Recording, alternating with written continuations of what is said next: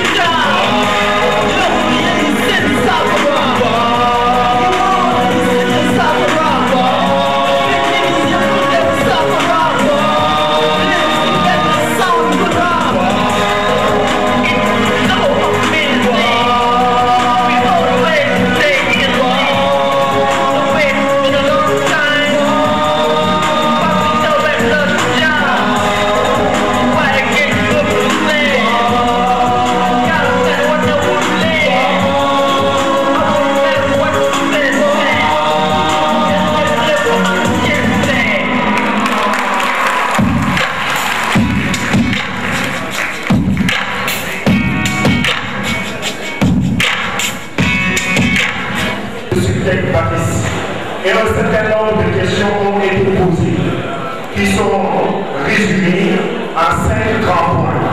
Et suivant chaque question, on a pu déceler un certain nombre de réponses. Et voici les réponses obtenues. Monsieur Tom, vous avez la parole. Merci beaucoup. Bon, sans plus tarder, nous allons essayer de reprononcer encore une fois de plus la première question. Bon, dans cette première question, il y avait 2 rubriques. Bon, petit A, la question posée était: avez-vous été bien accueilli à votre arrivée en Sudan? Monsieur Wade, veuillez nous donner les résultats obtenus. 2 résultats ont été obtenus, à savoir oui et non. Pour le résultat oui, on a 92,45%. Et pour le résultat non, on a 7,2%. Pour vous dire que le oui l'a remporté largement.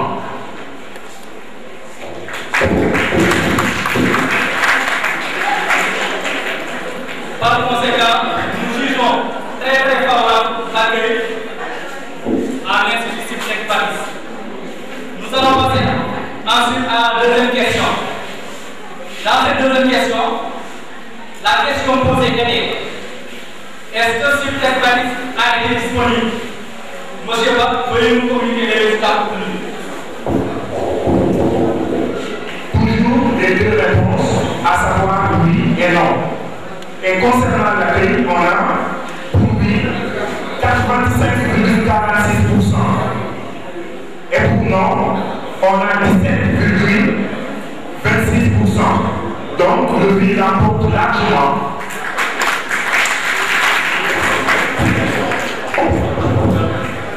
Merci encore.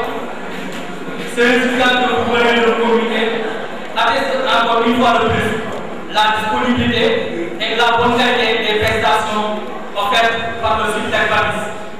Nous passons à la troisième question. Dans cette troisième question, la question posée est: les informations et documents mis à votre disposition ont-ils été? Bon, nous avons ici 6 propositions de réponse. Une première position, très utile, pas utile, très précieux, pas précieux. Donc pour chacune de ces 6 options, nous allons voir nous donner les résultats obtenus. Pour les réponses données, on a très utile 23,80%, on a utile 55,38%, peu utile, on a 3,39%,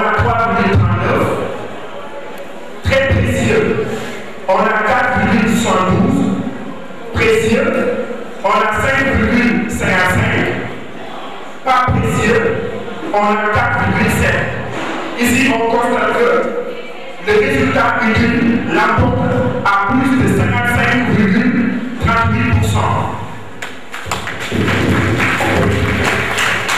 Ce qui signifie que les informations offertes par l'administration de Suptec Badis étaient pertinentes et les documents mis à la disposition des élèves et des étudiants étaient qualitatifs.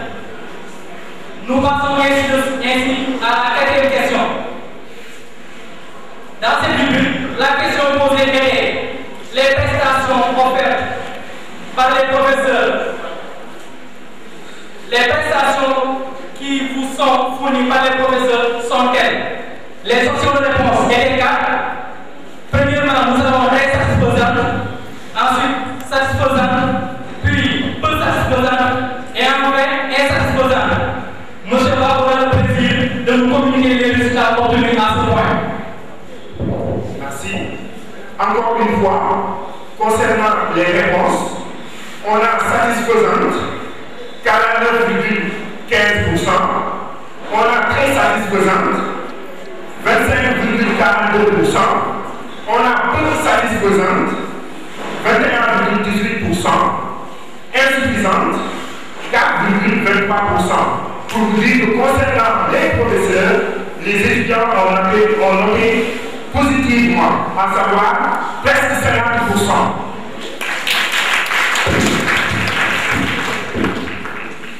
Alors, ça nous rappelle qu'au niveau de l'Institut Suptec Badis, aussi bien les professeurs que les élèves, chacun de son côté note. Les professeurs évaluent les élèves à partir des épreuves qui leur sont proposées et réciproquement aussi, les élèves notent aussi les professeurs. Hein? Ok, c'est ça la démarche qualité. Les options ont été proposées aux étudiants: très satisfaisantes, satisfaisantes, peu satisfaisantes, insatisfaisantes. Monsieur va donner le résultat. Voici les résultats. En ce qui concerne la manière satisfaisante, on a 42,37%. La manière très satisfaisante, 14,4%. Peu satisfaisante, 33,26%. Et insatisfaisante, on a 7,62%. Donc ici, on est suivant la même démarche, à savoir satisfaisante, l'emporte de très loin par rapport aux autres résultats, à savoir 42,37%. Et là, pour préciser,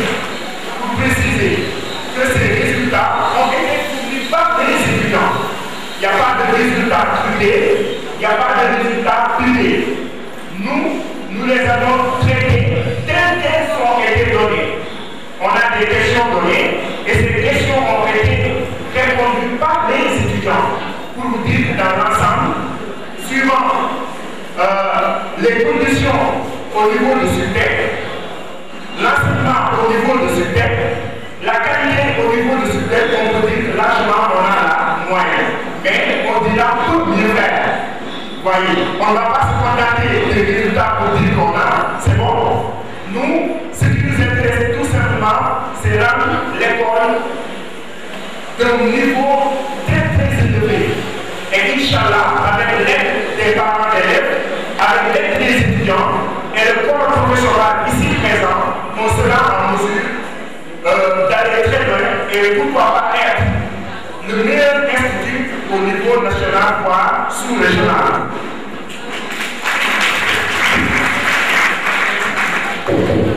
On m'a diffusé et m'en réjouis et je remercie en passant les étudiants qui ont accepté de nous aider sur la démarche qualité en répondant objectivement, et c'est cela que nous attendions de cette démarche qualité. Et je remercie également les professeurs qui ont participé au déploiement, qui ont encadré les étudiants à faire le déploiement et à se prononcer sur la synthèse des données. Cela dit, ce travail à ma plus nous permettra d'aller encore au mieux de l'avant, c'est-à-dire voir les faiblesses et les améliorer et faire en sorte que l'année prochaine, qu'on obtienne sur les questions d'où on a eu de faibles notes, on obtienne de bonnes notes l'année prochaine. C'est cela la démarche qualité. Je vous remercie. À présent, je passe la parole à monsieur, au docteur Canfon, excusez-moi, docteur Canfon, de la section santé, pour qu'il puisse dérouler son programme. Docteur Canfon, vous avez la parole. J'ai été parmi les premiers enseignants de la section santé du Subtech Baptiste. Alors, avec les élèves, nous allons vous faire une démonstration sur la prise de la tension artérielle. Ensuite, à l'issue de cela, je vais faire une petite conférence sur le diabète et les maladies liées à l'âge. Je prie les élèves de s'approcher.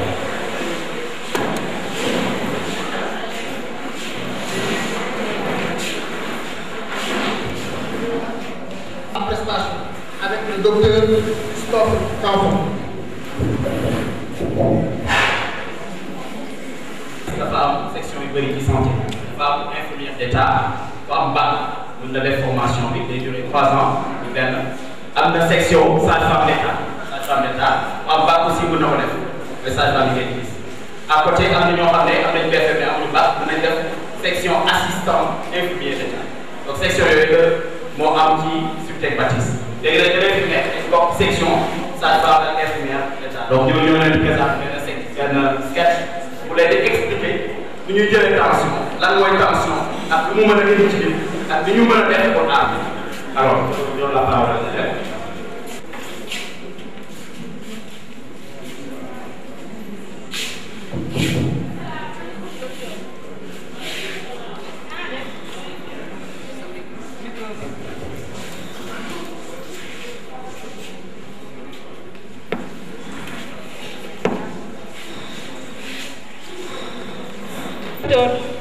salaam.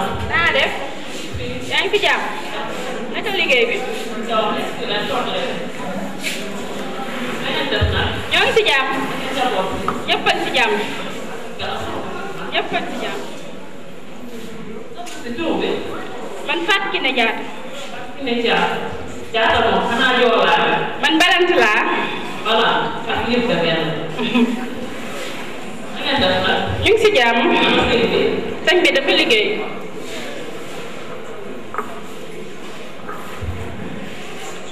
soxna si ñaata at la. juróom fukki at. Bon fukki at. Comment c'est lu nga wax say tànk. ah docteur man de temps yëpp dama feebar su ma yeewoo ci suba si damay liggéey tuuti sax ma sonn sama bopp bi day metti damay faral di miir. soxna si say nopp du riir. waaw sama nopp yi day riir. bët yi nag du faral di lëndëm. ah kay sama bët yi day faral di lëndëm. ah soxna si li nga wax nii de tension la may di ko. waaye dafa am lu ma si leer da ngay bàyyi ma xoolal la ko gën a xam. léegi comme dañu doxee naaj da ngay nopp tuuti ma xoolal ko sànqal tuuti.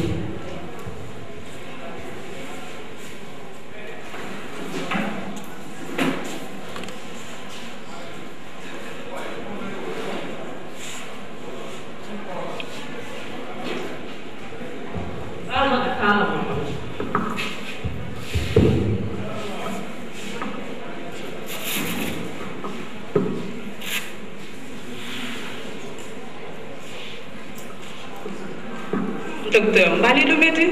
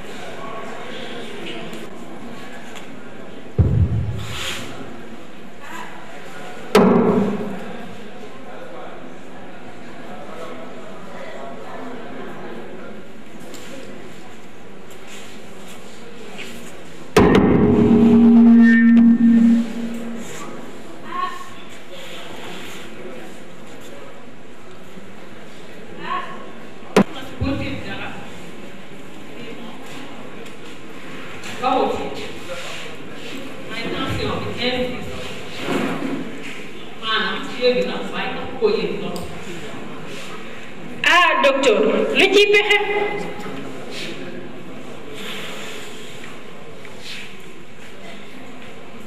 nee naa la ndax tiitaange dafa baax waaye comme yaa ngi doog a ñëw bii mooy sa première fois dama lay jéem a bindal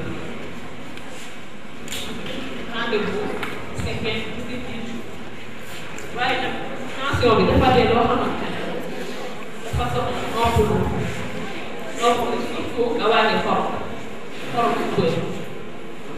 ah docteur xorom moom lu mu jotee ak hypotension. soxna si kenn wax hypotension tension la ñuy. ah docteur ñun jànguñu suñu jamono amul woon école. waaye soxna si nag laaj ma question bu ma ndax ñu bëri xamuñu ne xorom su ëpp si yaram mooy indi tension moo tax ñu faral di naan ñi nga xamante ne dañuy am tension yu wàññi ko ba pare tension bi dafa dee loo xamante ne feebar bu mag maanaam yomb na ñi nga xamante ne am nañ juróom fukki at ak lu nekk comme maanaam ñi am sa at. ah docteur li ciy pexe léegi. léegi nag dama lay def rendez-vous d'ici 10 jours comme da ngay doog a ñëw mënu ma la si waxal waaye d'ici 10 jours daal si fukki fan boo ñëwee di xoolaat dama am. jërëjëf docteur ñoo ngi dem ba fan.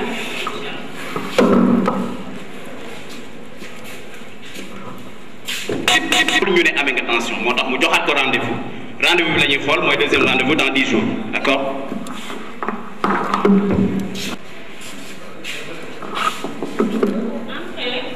salaamaaleykum docteur. naa def. fay. na ngeen def na ngeen si jàmm. sama xarit la. amuñu ko suñu yaay booy ana sëñ bi nag. sëñ bi dafa liggéey. bàyyi nekk si jàmm rek. mi ngi si jàmm. ah soxna si baax wax nga li ma la waxoon. waaw docteur li ma waxoon yëpp def naa ko. wàññi naa xorom si. te caat ñu ma doon jàppale kër ga si liggéey. noppalu naa bu baax. caat bàyyi ngeen xorom si. waaw ay na bu baax. waaw ngeen defee loolu jàppale bàyyi comme da nga jógee da nga doxee naan damay ndox voilà waaw.